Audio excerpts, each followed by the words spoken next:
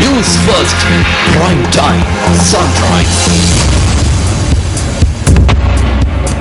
அனைவருக்கும் இனிய காலை வணக்கம்.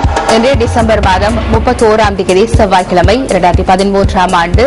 இன்று பிறந்திருக்கின்ற நாள் அனைவருக்கும் நல்ல நாளாக அமைய எல்லோருக்கும் பொதுவான அறிவினை வாழ்த்திக் கொண்டு சக்தி டிவியின் காலை நேர பிரதான செய்திகளோடு இணைந்திருக்கின்றோம். முதலில் தலைப்புச் செய்திகள்.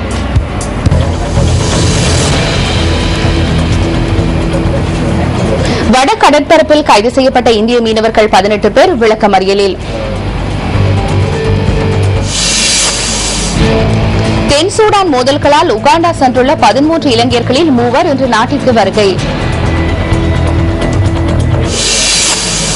எகிப்தில் ஊடகவியலாளர் கைது செய்யப்பட்டுள்ளமைக்கு ஊடகவியலாளர்கள் கண்டனம்.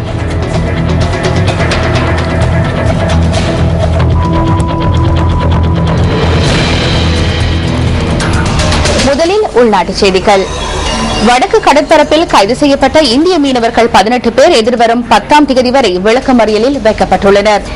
இந்த மீனவர்கள் நேற்று மாலை ஊர்காவல்துறை நீதவான் நீதிமன்றத்தில் ஆஜர்படுத்தப்பட்ட போது இந்த உத்தரவு பிறப்பிக்கப்பட்டதாக யாழ் மாவட்ட கடற்றொழில் துணைக்கள பணிப்பாளர் எஸ் கணேசமூர்த்தி தெரிவித்துள்ளார். அவர்களின் 3 படகுகளையும் காங்கேசன்துறை மீன்பிடி துறைமுகத்தில் தடுத்து வைக்குமாறு நீதவான் இதன்போது உத்தரவு பிறப்பித்துள்ளார். இலங்கை கடற்பரப்புக்குள் அத்துமீறி பிரவேசித்து மீன்பிடி நடவடிக்கைகளில் ஈடுபட்டமைக்காக தமிழகத்தின் ராமநாதபுரம் பகுதியைச் சேர்ந்த 18 மீனவர்கள் ஞாயிற்றுக்கிழமை இரவு ஊர்காவல்துறை பகுதியில் கைது செய்யப்பட்டிருந்தனர். இதேவேளை இலங்கை இந்திய மீனவர்களின் பிரச்சினை தொடர்பில் இந்த வாரம் தமிழக அரசாங்கத்துடன் கலந்துரையாட உள்ளதாக இந்திய பிரதமர் கலாநிதி மன்மோகன் சிங் தெரிவித்துள்ளார். தமிழக மீனவர்களின் நலனை கருத்தில் கொண்டு இந்த நடவடிக்கை எடுத்துள்ளதாக இந்திய பிரதமர் தெரிவித்ததாக த ஹிந்து செய்தி வெளியிட்டுள்ளது.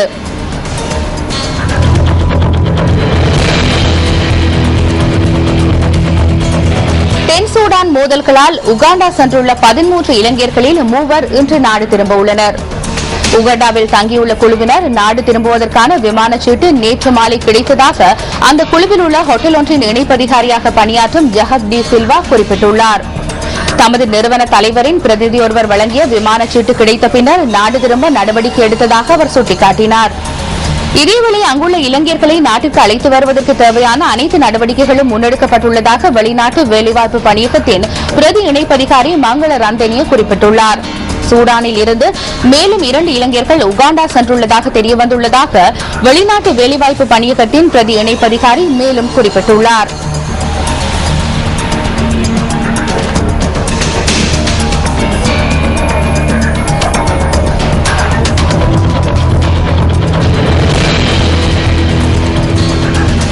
கண்டி மாவட்டத்தில் பன்வல பிரதேசத்தில் ஏலப்பயிற்சிகையில் ஈடுபடும் விவசாயிகள் புதுவித பிரச்சினைக்கு முகம் கொடுத்து வருகின்றனர். கண்டி மாவட்டத்தில் பன்வல பிரதேசத்தில் மேமலை தோட்டத்தில் வாழும் மக்கள் தமது வாழ்வாதாரத்தை கொண்டு செல்வதற்கு ஏலப்பயிற்சிகையை பிரதான ஜீவனோபாய தொழிலாக மேற்கொண்டு வருகின்றனர். அவர்களே இவ்வாறான பிரச்சினைக்கு முகம் கொடுக்கின்றனர். இவர்கள் சிறு கைத்தொழிலாகவும் பிரதான தொழில் செய்கையாகவும் ஏலத்தை பெயரிட்டு வருகின்றனர். சுமார் 30 வருடங்களுக்கு முன்னர் இருந்து இந்த பிரதேசங்களில் இவர்கள் மேற்படி செய்கைகளில் ஈடுபட்டு வருவதாக குறிப்பிடுகின்றனர். தமது தோட்டக்காணிகளிலும் அண்டிய காடுகளிலும் இவர்கள் மேற்படி ஏலப்பயிற்சியை மேற்கொண்டு வந்துள்ளனர். ஏலப்பயிருக்கான பராமரிப்பு செலவு குறைவு கண்ட காரணத்தினாலும் தொழில் மூலம் தற்போதைய வருமானத்தை பெற்று வந்ததாகவும் இவர்கள் குறிப்பிடுகின்றனர். எனினும் சில காலமாக இங்கு வரும் குரங்கு கூட்டம் ஏலப்பயிற்சிக்கு சேதம் விளைவித்து வருவதாக தெரிவிக்கின்றனர். 15 வருஷமா இந்த காடு செஞ்சுட்டு இருந்தோம். இப்ப வந்துட்டு குரங்கு தொல்லை வந்துட்டு குரங்கு வந்துட்டு குரங்குகள்லாம் இங்க வந்துருச்சு. நல்லா இருந்தோம், இப்ப கொஞ்சம் கஷ்டப்படுறோம். இந்த குரங்கு கட்டுப்படுத்தி உங்களுக்கு கொடுத்தாங்கன்னா ரொம்ப உதவியா இருக்கும். எங்களுக்கு இந்த குரங்கு தொல்லை அதிகம். குரங்கு வந்து நாங்கள் காடு செய்யற நேரம் இல்லை. இப்ப எங்களுக்கு குரங்கு எங்க கொண்டு விட்டு ஒரு தீர்ப்பு ஒரு 250 குரங்கு வருது, இடத்தை வைக்க விடுதுங்க. அவன் வந்து நாங்கள் நல்ல வருமானம் தேடி மாசத்துக்கு 30,000 எடுத்தோம். இப்போ 2,000 எடுத்துக்கிற கஷ்டமா இருக்கு. அத்துடன் காடுகளில் இந்த செய்கையை மேற்கொண்டு வந்தவர்களுக்கு தற்போது காடுகளில் ஏலப்பயிற்சியை மேற்கொள்வதில் சிக்கல் ஏற்பட்டுள்ளது. இவ்வாறான சிக்கலால் கடந்த 6 மாத காலமாக பயிற்சியில் தாம் ஈடுபடக்கூடிய சந்தர்ப்பங்கள் மட்டுப்படுத்தப்பட்டுள்ளதாகவும் இவர்கள் கூறுகின்றனர்.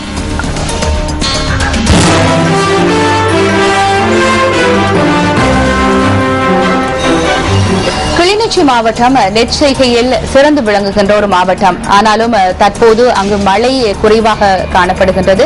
இதனால் அங்கிருக்கின்ற விவசாயிகள் நெற்செய்கையை மேற்கொள்வதில் கடும் சிரமங்களை எதிர்கொள்கின்றார்கள். இது தொடர்பான தகவல்களோடு இணைந்து கொள்கின்றார் கிளிநொச்சியில் இருக்கின்ற எமது பிராந்திய செய்தியாளர் சங்கரி. வணக்கம் சங்கரி.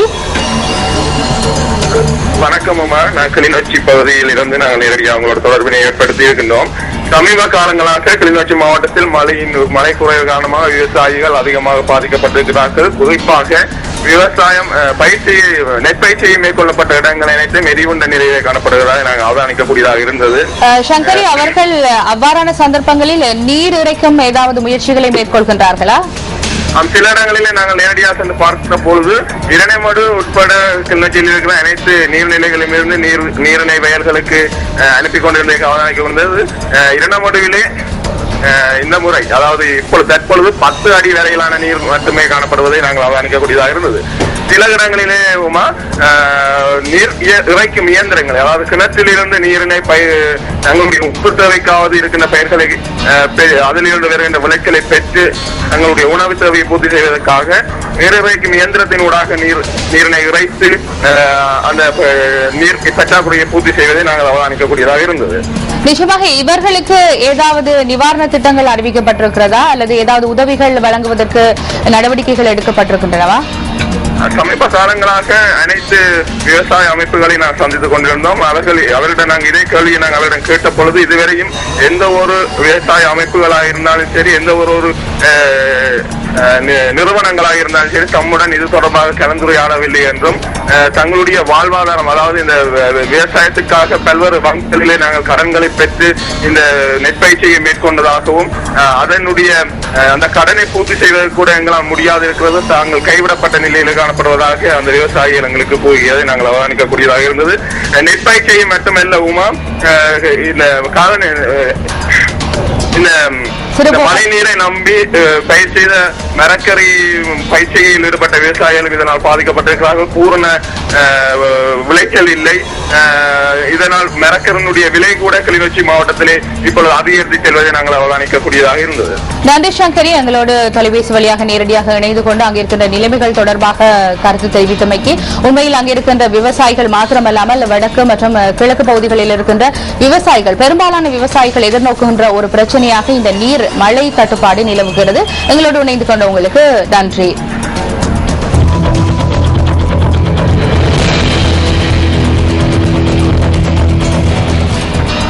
மழை வீழ்ச்சியின்மையால் நாட்டின் பல பகுதிகளிலும் விவசாயிகள் பாதிக்கப்பட்டு வருகிறார்கள். நாங்கள் ஏற்கனவே தெரிவித்திருக்கிறோம், முல்லைத்தீவு பகுதியில் விவசாய நடவடிக்கைகள் முற்றாக பாதிக்கப்பட்டிருப்பதாக எங்களுக்கு பதிவு செய்யப்பட்டிருக்கிறது. இது தொடர்பான தகவல்களை எமது பிராந்திய செய்தியாளர் மதிவதனன் வழங்குகிறார் ஸ்கைப் தொழில்நுட்பத்தினூடாக. வணக்கம் மதிவதனன். வணக்கம்.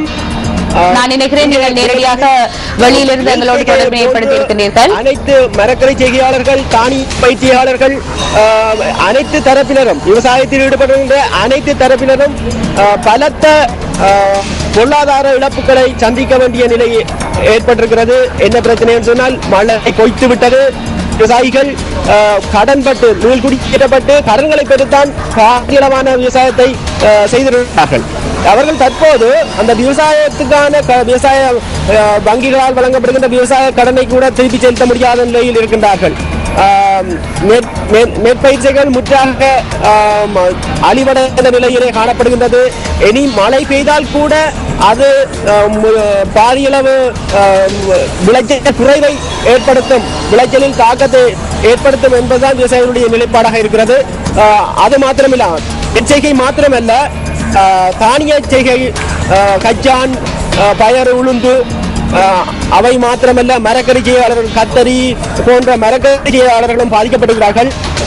கத்தரி செய்கையில் ஈடுபட்டு பாதிக்கப்பட்ட ஒரு விவசாயியை நாங்கள் இந்த கத்தரி தோட்டம் ஒன்றிலேயே சந்தித்திருக்கிறோம். வணக்கம். புளியங்குளத்திலிருந்து எங்களோட விவசாயத்தை பற்றி பேசி கொண்டிருக்கிறோம். மழை இல்லாத காரணத்தால் இந்த விவசாயம் எல்லாம் முற்றா அழிவடைஞ்சு இருக்கிறது. நெல் எல்லாம் மழை இல்லாத காரணத்தால் முற்றாக அழிவடைஞ்சு விட்டது. அதுக்குரிய நடவடிக்கை ஒன்றும் இதுவரைக்கும் ஒரு நிறுவனமோ ஒரு இதாலேயோ எடுக்கவில்லை. இதுக்கு கிணறு வழியாக தண்ணி இல்லாதபடியால் பெரிய கஷ்டத்தை எதிர்நோக்கி இருக்கிறோம். எங்களுக்கு ஒரு மானியமும் வழங்கப்படவும் இல்லை. விவசாயம் முற்றாக அழிவடைந்து கொண்டிருக்கிறது. மரக்கறிகள் சொந்தப்படுத்த நிலை கேட்க விலை இல்லாமல் இருந்தது. இப்ப மரக்கறி விலையா இருக்கிற நேரம் மரக்கறிகள் காய்க்கிறதுக்கு தண்ணீர் இல்லாமல் இருக்குது. நன்றி. தற்போது விவசாயிகளுடைய நிலை என்னவென்று சொன்னால் விளைச்சல் கூடுதலாக இருக்கிறது. விளைச்சல் கூடுதலாக இருந்த காலத்திலே விலை குறைவாக இருந்தது. தற்போது விளைச்சல் குறைவாக இருக்கிறது, விலை கூடுதலாக இருக்கிறது. நியூஸ் பஸ் செய்திகளுக்காக முல்லைத்தீவில் இருந்து மதிவதனன். நன்றி மதிவதனன். எங்களோடு ஸ்கைப் ஊடாக இணைந்து கொண்டு நேரடியாக ஒரு விவசாயியுடைய உள்ள குமுறலை காலை நேரத்தில் வெளிப்படுத்தியிருந்தார். இந்த வடக்கு கிழக்கிலே மழையை நம்பி வாழ்கின்ற விவசாயிகள் தற்போது பெரும் நெருக்கடியை எதிர்நோக்கி இருக்கின்றார்கள்.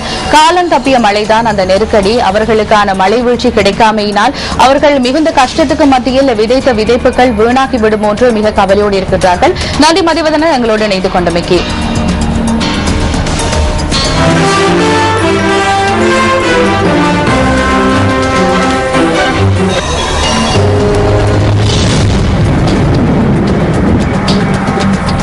இன்றைய வானிலை தொடர்பான தகவல்களை அறிந்து கொள்வதற்காக வளிமண்டலவியல் திணைக்களத்தின் வானிலை அதிகாரி கே சூரியகுமாரனுடன் நாம் தொடர்பினை ஏற்படுத்தி இருக்கின்றோம். வணக்கம். வணக்கம். இன்று வானிலை எவ்வாறு காணப்படும் என்பதை எங்களுடைய நேயர்களுக்கு சொல்ல முடியுமா? கடந்த சில வாரங்களாக நிலவி வந்த வானிலையில் இன்று முதல் சில மாற்றங்கள் ஏற்படும் என்று எதிர்பார்க்கப்படுகின்றது. வடகிழக்கு பருவப்பேற்று தற்போது சற்று தளமடைந்து கொண்டு வருகின்றது. இன்று முதல் முக்கியமாக கிழக்கு மாகாணத்தில் மழை காணப்படும் என்று எதிர்பார்க்கப்படுகின்றது. அத்துடன் வடமத்திய கிழக்கு ஊவா மாகாணங்களின் சில பகுதிகளிலும் மழை காணப்படும். கடல் பிராந்தியங்களை பொறுத்தவரையில் திருகோணமலை முதல் பொத்துவிலூடான அம்பாந்தோட்டை வரைய நாகடல் பகுதிகளில் சிறிதளவான மழை காணப்படும். கடல் பிராந்தியங்களில் காற்றின் வேகமானது மணித்தாளத்துக்கு 30 கிலோமீட்டர் முதல் 40 கிலோமீட்டர் வரையான வேகத்தில் வடகிழக்கு திசையிலிருந்து காற்று வீசும். நுவரெலியாவில் எவ்வாறான நிலைமை காணப்படும் என்று எங்களுக்கு சொல்ல முடியுமா? நுவரெலியா மாவட்டத்தில் அதிகாலை வேளைகளில் இன்னும் சில நாட்களுக்கு பனிமூட்டம் காணப்படும் என்றும் எதிர்பார்க்கப்படுகின்றது. நன்றி. எங்களோடு இணைந்து கொண்டு இன்றைய வானிலை தொடர்பான தகவல்களை வழங்கிய உங்களுக்கு எங்களுடைய நன்றிகள். நன்றி. இத்துடன் சக்தி டிவியின் காலை நேர பிரதான செய்திகள் நிறைவுக்கு வருகின்றன. வணக்கம். Hotline 0114-896-896. www.newsfirst.lk. Feedback at newsfirst.lk.